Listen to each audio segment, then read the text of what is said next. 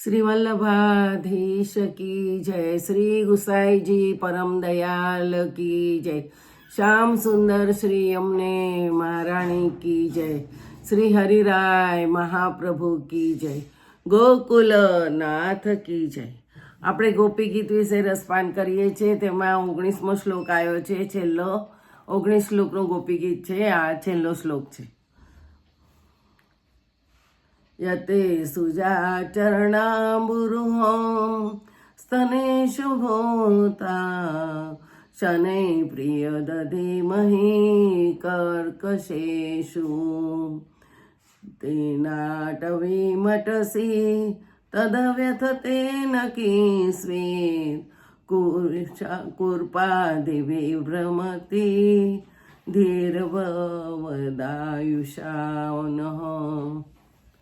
હે શ્યામ સુંદર, સંસારમાં શ્રેષ્ઠતમ જાતિના સારી રીતે ખીલેલા સુંદર કમલ પુષ્પ જેવા તમારા ચરણ કમળ પણ સુકોમળ અને સુંદર છે.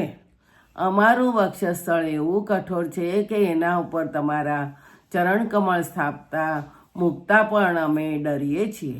એ જ ચરણ કમળથી તમે આવી રાત્રે વનમાં આમ તેમ ફરો છો ત્યારે નાની નાની કાંકરીઓ પગના તળિયામાં વાગતા કેટલી વ્યથા થતી હશે.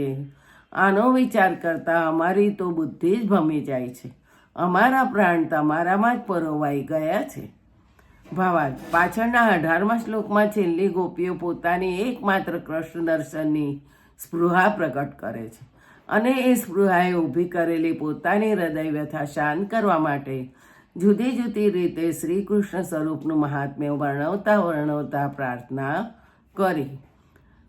ગયા શ્લોક સુધી નિષ્કામ પ્રાર્થના, નિષ્કામ ભક્તિ દ્વારા ચિત્તને સંપૂર્ણપણે શુદ્ધ બનાવી દીધું અને ગયા શ્લોકમાં પ્રાર્થનાની પૂર્ણાહુતિ કરતા સંસાર અને સંસારની તમામ કામનાઓનો સંપૂર્ણ ત્યાગ કરી ચૂકેલા ગોપીઓ કહે છે કે હવે તો એકમાત્ર શ્રીકૃષ્ણ પ્રાપ્તિની ઈચ્છા અને પ્રાપ્ત થયા પછી કદી નહીં છોડવાની સ્પૃહા વ્યક્ત કરીને શ્રી કૃષ્ણ પ્રેમની પ્રથમ અવસ્થાની પરીક્ષામાં પસાર થઈ ગઈ અને હવે આ છેલ્લા શ્લોક દ્વારા ઉત્તીર્ણ અવસ્થામાં પ્રવેશ કરે છે. અર્થાત આ છેલ્લો શ્લોક ગોપી પ્રેમની પૂર્ણાવસ્થાનું દર્શન કરાવે છે. ચિત્તની શુદ્ધતા હૃદય સ્પૃહાનું વિસર્જન કરાવે છે. પછી એ સ્પૃહા ગમે તે પ્રકારની હોય, ગમે તેટલી શુદ્ધ હોય, પરંતુ એ સ્પૃહા તો છે જ. અને સ્પૃહા છે ત્યાં એના મૂળમાં કામના પણ છે. પછી એ ગમે તેટલી શુદ્ધ પવિત્ર કામના હોય અને જ્યાં કામના છે ત્યાં પૂર્ણ પ્રેમ ખંડિત બને છે. ત્યાગ અપૂર્ણ રહે છે. પ્રેમી અને પ્રેમાસ્પદની એકરૂપતા એક્ય સિદ્ધ થતું નથી. શુદ્ધ પ્રેમ હંમેશા સ્વનું વિસર્જન માગે છે. જે તલવારની ધાર પર મસ્તક મૂકી ન શકે તે પ્રેમ ગલીમાં પ્રવેશે શાને? નરસિંહ મહેતાએ પણ કહ્યું છે કે પ્રથમ વહેલું મસ્તક મૂકી વર્તી લેવું નામ જોને. તમારામાં શુદ્ધ પ્રેમ હોવો જોઈએ. એની ભૂમિકા શુદ્ધ ત્યાગની હોવી જોઈએ. પછી ભલે એ પ્રેમ અને ત્યાગ એકાંગી હોય, પરંતુ એની વૃદ્ધિ થતી જ રહેશે. રામાયણનો એક પ્રસંગ છે કે તેમાં કૈકેયીની માગણીથી રામ વનવાસ નીકળી ગયા છે. ભરતજી એમને પાછા બોલાવી લાવવા જતાં માર્ગમાં ત્રિવેણી સ્નાન કરતાં કરતાં ગંગામૈયાને પ્રાર્થના કરતાં કહે છે, ભરતજીનો આ પ્રેમ એકાંગી છે. એ તો માને છે કે જેના પ્રત્યે પ્રેમ છે એ રામ ભલે મને કટિલ માને, લોકો ભલે મને ગુરુદ્રોહી માને, પરંતુ હે મૈયા, સીતારામ ચરણમાં મારો પ્રેમ સદાય રોજ બરોજ વધ્યા કરે એવી કૃપા કરો. આવું ગંગાજીને કીધું. આમાં ભરતજીની શરત નથી, અર્થાત એમનો શરતી પ્રેમ નથી કે સામે પક્ષે રામ પ્રેમ કરે તો જ હું પ્રેમ કરું. રામ ભલે પ્રેમ રાખે યા ન રાખે, પરંતુ હું તો રામ પ્રત્યે પ્રેમ રાખીશ જ. અને આ ભાવના હોય ત્યાં પ્રેમની અભિવૃદ્ધિ થાય છે. એટલું જ નહીં, પરંતુ સામા પક્ષે રામમાં પણ આ ભાવના હોય તો એ પ્રેમ બંને છેડાનો થાય અને એ કેટલો બધો આનંદસભર બને. શ્રી કૃષ્ણના વેણુનાથથી દોડી આવેલી ગોપીઓ શ્રી કૃષ્ણનો વિયોગ થતાં વ્યથિત બની વ્યથિત હૃદય ગોપીઓમાં કૃષ્ણ દર્શનની કામના અને કૃષ્ણ મળે તો ફરી કદીએ વિખીટો ન પડવાની સ્પૃહા જાગી છે. સ્પૃહાની તૃપ્તિ માટે શ્રી કૃષ્ણના ભિન્ન ભિન્ન ઐશ્વર્ય વિભૂષિત સ્વરૂપની પ્રેમપૂર્વક અને મોકળા મને પ્રાર્થના કરી. પ્રાર્થનાથી ચિત્ત શુદ્ધ થયું. શુદ્ધ થયેલા ચિત્તમાંથી સ્પૃહારૂપી મન નીકળી જતા એ સ્વાભાવિક રીતે પ્રભુ ચરણમાં લાગી ગયું. હવે ગોપી શ્રી કૃષ્ણ ચરણનું ચિંતન કરવા લાગી અને પ્રાર્થનાથી પ્રથમ અવસ્થાથી પ્રેમની પૂર્ણાવસ્થા રૂપ ધ્યાનમાં ગોપી ચિત્ત પ્રવેશ કરે છે. શ્રી કૃષ્ણ ચરણમાં જ જેનું ચિત્ત લાગ્યું છે એ ગોપી હવે કહે છે, હે પ્રાણ પ્યારા, તમારા ચરણ કમલનો પ્રભાવ અનિર્વચનીય છે. આમાં યત એ ભગવાનને માટે ભગવાનને બદલે સામાન્ય રીતે વપરાતો યોગ્ય વાચક શબ્દ છે. એટલે ભગવાનનું સ્વરૂપ અનિર્વચનીય વાણીથી વર્ણવી શકાય તેવું નથી. વાણીથી પર છે તેમજ યત અહીં પણ અનિર્વચનીય અર્થમાં જ છે.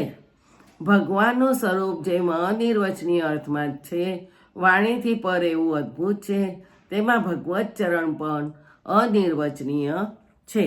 ભગવત ચરણનો પ્રભાવ વાણીથી પર છે. ગોપીઓ કહે છે, કૃષ્ણના ચરણ કમળ અનિર્વચનીય છે.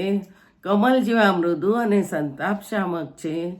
તાપ સંતાપ પામેલા હૃદય ઉપર છાતી ઉપર એક સુંદર કમલ પુષ્પ મૂકીએ તો થોડીક વાર માટે તો એ પોતાનું બાહ્ય દુઃખ સંતાપ ભૂલી જાય છે. પરંતુ જો શ્રી કૃષ્ણ ચરણ કમલનું ધ્યાન ધરવામાં આવે તો એ હૃદયની અંદર પ્રવેશ કરી હૃદયના તાપ સંતાપને સમાવી દે છે. અર્થાત વ્યથિત હૃદયને શીતળતા અર્પે છે. પ્રેમીના હૃદયની વાત ભાવના શુલ્ક હૃદયને કદીએ સમજાતી નથી. પ્રેમ એ ચૈતન્ય અવસ્થા છે અને પ્રેમ વિહીનતા એ જડતા છે. જળ માનવી તો એમ જ કહેશે કે ભગવાનનો ચરણ હૃદયમાં પેઠો કેવી રીતે? આજના કામનાથી ભરપૂર માનવીને કામશાસ્ત્ર જ ખપે છે અને પ્રેમશાસ્ત્ર આજે લુપ્ત થયું છે. એક વખત રાધાએ પૂછ્યું, રાધા તું ગોરીને કાનો કેમ શ્યામ છે? ત્યારે રાધાએ કહ્યું, મારી કાજળ ઘેરી આંખોમાં એને છુપાઈ રહેવાની ટેવ પડી છે ને, માટે એ શ્યામ છે. ગોપી કહે છે, અમારો શ્યામ અનિર્વચનીય છે. અમારી આંખની કીકી બનીને એ રહે છે. અમારી આંખોનું તેજ એ છે. અમારા ચરણની ગતિ પણ એ છે. શા માટે ભગવત ચરણનું આટલું બધું મહાત્મ્ય ભક્તોએ અને શાસ્ત્રકારોએ ગાયું છે? ભગવત ચરણને શા માટે અનિર્વચનીય કહેવામાં આવે છે? તો ગીતામાં ભગવત સ્વરૂપનું વર્ણન કરતાં કહ્યું છે કે સારાએ વિશ્વમાં સર્વ સ્થળે ઓતપ્રોત વિસ્તરી રહેલા વિરાટ પૂજનો કરશો કેવી રીતે? ભગવાનના અનંત રૂપની સંપૂર્ણ પૂજા સંભવે નથી. એટલે અનંત પરમાત્માના એક અંશનું પૂજન કરવામાં આવે છે. હાથ એ કર્મનું પ્રતિપાદન કરે છે. હાથ દ્વારા કર્મ થાય છે. ચરણ એ ગતિનું પ્રતિપાદન કરે છે. જીવનમાં ગતિ પ્રગતિ ચરણ દ્વારા જ થાય છે અને જીવન હંમેશા ગતિશીલ પ્રગતિશીલ હોય છે. એટલે પ્રગતિના પ્રતીક રૂપે ભગવાનના એક અંશરૂપ ચરણનું જ પૂજન થાય છે. ભગવાન વામન રૂપે જ્યારે બલિરાજાના યજ્ઞમાં 3 ડગલા ભૂમિની યાચના કરે છે ત્યારે વામન ભગવાન કહે છે, હે દૈત્યરાજ બલિ, મારે ધરતી જોઈએ છે. 3 ડગલા પણ તે મારા જ 3 ડગલા કહીને ભગવાને પોતે જ પોતાના ચરણની વિશેષતા પ્રતિપાદિત કરી છે. બીજું આવતીકાલે. જય જય શ્રી ગોખલેશ.